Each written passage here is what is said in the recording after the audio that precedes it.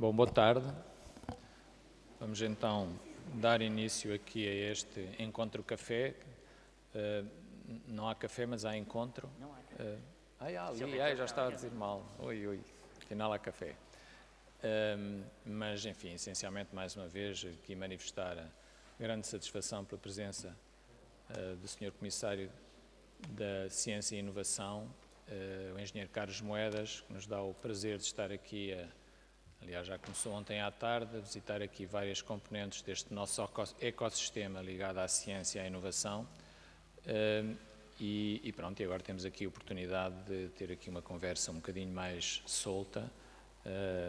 Enfim, não estando aqui a querer-me substituir ao Engenheiro Carlos Moedas, enfim, tem toda a abertura para conversarmos mesmo, portanto, para estarmos aqui um bocadinho em diálogo sobre esta encruzilhada em que, no fundo, nós nos encontramos sempre, não é? Que é saber qual é o caminho a seguir, qual é o nosso papel na Europa, como é que nós encontramos um caminho e formamos um caminho na Europa, nesta mistura no caso em particular de Coimbra, de algo, enfim, uma instituição que está tão ligada ao mundo de língua portuguesa, que está fora da Europa, essencialmente, mas, por outro lado, que assume em pleno, e seguramente que nós assumimos isso em pleno, um papel na Europa, que é onde nós estamos e onde nós temos que estar e onde está o desafio também, muito por nós, por muito que às vezes as coisas não corram da maneira como nós gostaríamos.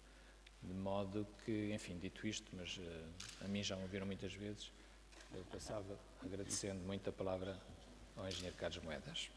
Não, muito obrigado. Eu sinto-me aqui com uma grande responsabilidade histórica. É a primeira vez que estou assim numa sala tão impressionante, em que se eu me sentasse ninguém me vê.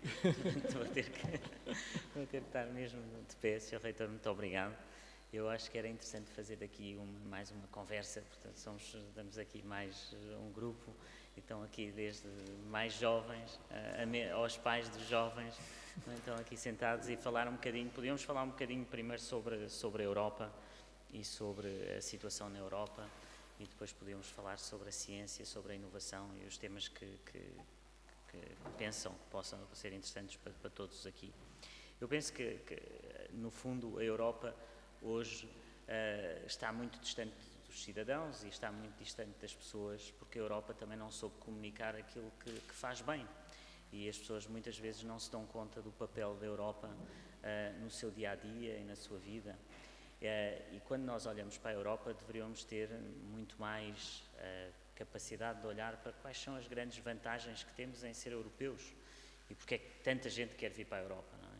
E aquilo que, como nós, olhando como um engenheiro que depois enverdou pelo campo da economia, eu penso que a Europa tem realmente 3 características fundamentais e que nunca nos devemos esquecer. A primeira é que a Europa é uma máquina de convergência de bem-estar. Se olharem nos últimos 20, 30, 40 anos, qualquer país que entrou na Europa convergiu no bem-estar dos seus cidadãos. E isso tem uma correlação que não existe em nenhuma outra plataforma do mundo, ou seja, não há nenhum outro sistema no mundo que consegue ter um clube em que, através da entrada do novo membro, esse membro melhora as condições de vida da sua população.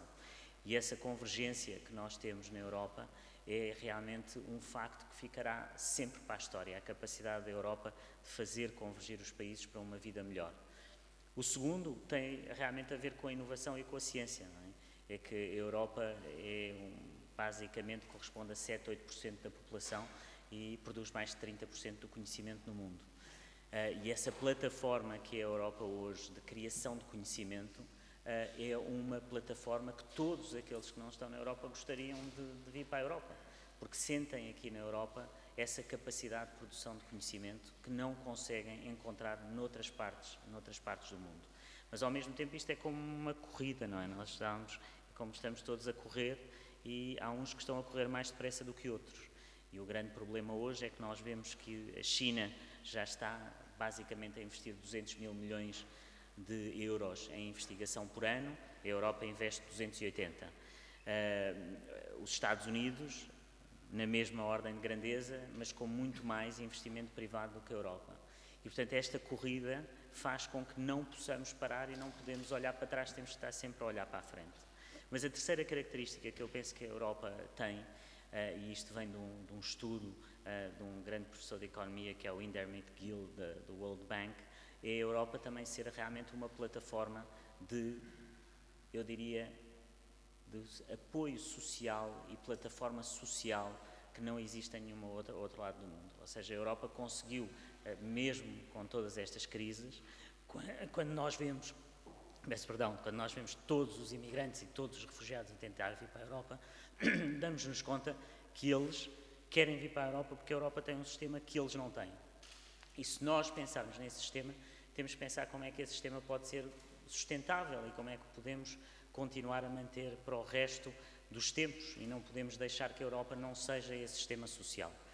O problema é que esse sistema social tem custos e isso é um problema, mas também é uma oportunidade. E para nós mantermos a nossa parte social, ou seja, a Europa social, a melhor arma que temos é a inovação e a ciência.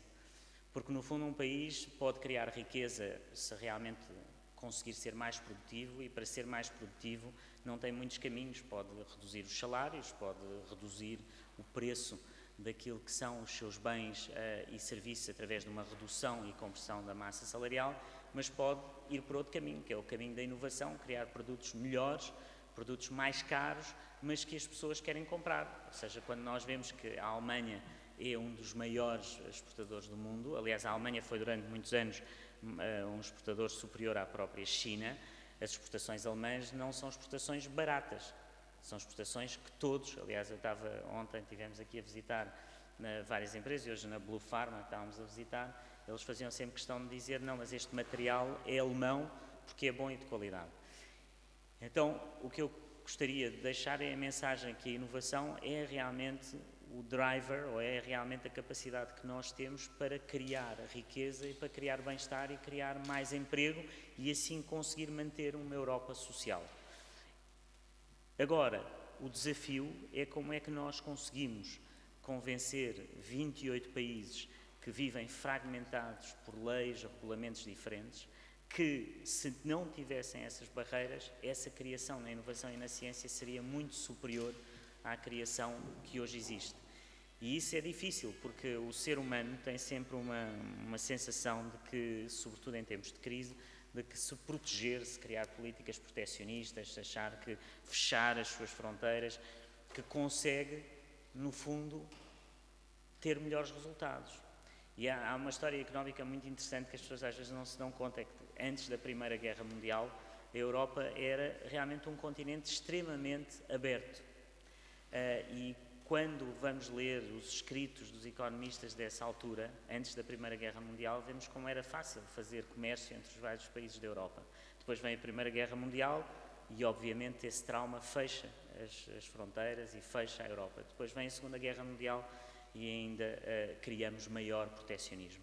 E aquilo em que nós vivemos é como é que nós conseguimos que todos os países na Europa tenham a capacidade de dizer que, se baixarem as barreiras, conseguem produzir mais riqueza. O que é uma verdade económica, mas é uma verdade difícil de explicar politicamente, porque as pessoas têm a sensação que seria exatamente o contrário, e muitas vezes a economia tem estas verdades que não parecem, no sentido comum, corretas, mas que são a verdade das coisas no sentido económico. E por isso eu penso que devemos lutar cada vez mais para a abertura do sistema. Eu ontem falava aqui com empresários e todos me diziam, mas é difícil porque nós, quando estamos aqui, fazemos a empresa e depois queremos ir vender produtos na Alemanha, temos que respeitar determinados regulamentos. Depois vamos à França e outros regulamentos e depois temos que ir aqui e a lei é diferente. E isso é que cria a dificuldade, porque no mundo em que nós vivemos, que é um mundo digital, essas fronteiras não fazem sentido nenhum, não é? Porque, no fundo, porque é que muitas empresas europeias vão para os Estados Unidos? Porque rapidamente conseguem escalar para 400, para uma dimensão enorme dos Estados Unidos, para 280 milhões de habitantes, muito rapidamente, o que não podem fazer na Europa, porque na Europa têm que fazer país a país, que é extraordinário, porque a Europa tem 500 milhões de habitantes, só que são 500 milhões de habitantes rodeados de barreiras entre os vários países. E eu acho que esse é o maior desafio que nós temos pela frente, é conseguir, através de uma Europa que vive esta crise de refugiados, que, como sabem, é dramática, e é sobretudo dramático pensar que há países na Europa que pensam que têm escolha, ou seja, que pensam que podem não ser solidários, o que é chocante, mas por outro lado passar a mensagem de que a abertura da Europa é positiva e criará sem dúvida mais riqueza. E por isso é um bocadinho a grande dificuldade hoje, é conjugar na política e depois naquilo que é a vida de todos os dias, explicar às pessoas porque é que isto é assim e porque é que a Europa ganharia muito mais nessa abertura. Eu tenho uma missão que é mais fácil, porque na ciência tudo isto é mais fácil de explicar, porque os cientistas são globais desde há muitos anos atrás, ou seja, os cientistas vivem, e quem é que é o investigador aqui na universidade que só trabalha com pessoas da Universidade de Coimbra? Nenhum. Qual é o que só trabalha com portugueses? Talvez também nenhum. Todos têm um parceiro estrangeiro, todos trabalham no mundo global. E, portanto, na ciência, os cientistas já perceberam isso. O que eu acho que é interessante é que, no fundo, os cientistas continuam a ser realmente a vanguarda da nossa sociedade e conseguem perceber muito antes dos outros. E é essa passagem entre a voz do cientista, a voz do inovador, que ainda é muito reduzida em termos europeus, que eu me apoio para passar esta mensagem.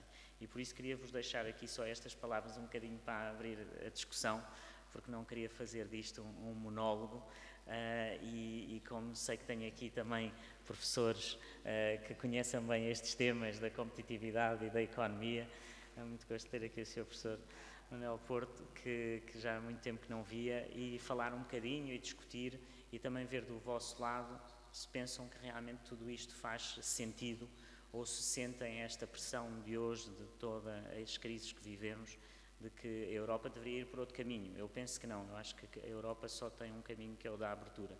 Agora, espero que isso seja a mensagem que vamos ter, e que todos os países à volta da Europa não entrem no maior perigo, que eu penso que é o maior perigo que temos hoje, que é o perigo do populismo e do extremismo nos vários países da Europa, que está a minar a democracia e que está a minar a capacidade realmente de nós conseguirmos passar esta mensagem que no fundo é de paz e é de prosperidade, e é a capacidade de construir um verdadeiro mercado interno que infelizmente ainda não temos.